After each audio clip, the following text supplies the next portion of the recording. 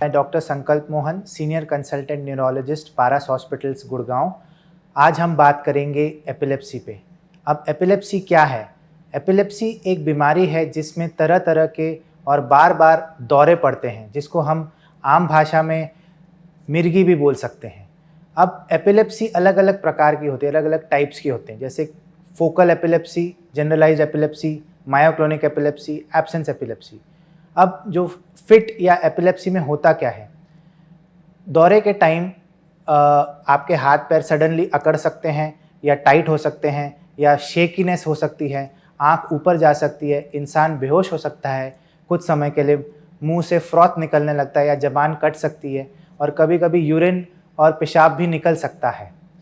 अब अगर किसी को एपिलेप्सी या फिट का अटैक आता है तब हमें क्या सावधानी रखनी है? सबसे पहले ये जानना बहुत ज़रूरी है कि मुंह के अंदर चम्मच या हैंकरचिफ डालना अच्छा नहीं माना जाता है।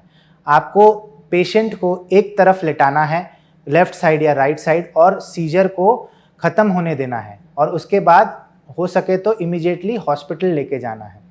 अब एपिलेप्सी के पेशेंट नॉर्मल लाइफ लीड कर सकते हैं सिर्फ कुछ प्रिकॉशंस के साथ, जैसे अल्कोहल को अवॉइड करना है, अगर फीवर आए तो उसका तुरंत ट्रीटमेंट करना है, दवाइयाँ बराबर से लेनी है, ठीक से लेनी है, और नींद ठीक लेना है। अब हम एपिलेप्सी के पेशेंट्स को मैनेज या फिर ट्रीट कैसे करें? सबसे पहले हम इवैल्यूएट करते हैं कि एपिलेप्सी का कोई स्पेसिफिक कारण है। उसके लिए हमें कुछ ब्लड टेस्ट, MRI और EEGs करने की ज़रूरत पड़ती है।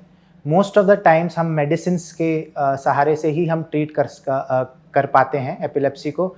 करेक्ट डोजेस और करेक्ट चॉइस ऑफ मेडिसिन बहुत इंपॉर्टेंट है, इसलिए आप इसका ट्रीटमेंट अपने न्यूरोलॉजिस्ट से ही लीजिए। कुछ मरीज़ ऐसे होते हैं, लेस देन 30%, जिन्हें नॉर्मल मेडिसिन से इम्प्रूवमेंट नहीं आता है, जिसे हम रिफ्रैक्टरी एपिलेप्सी कहते हैं। तो ऐसे पेशेंट्स में सर्जरी की ज़रूरत पड़ सकती है, जिसे एपिलेप्सी सर्जरी कहा जाता है।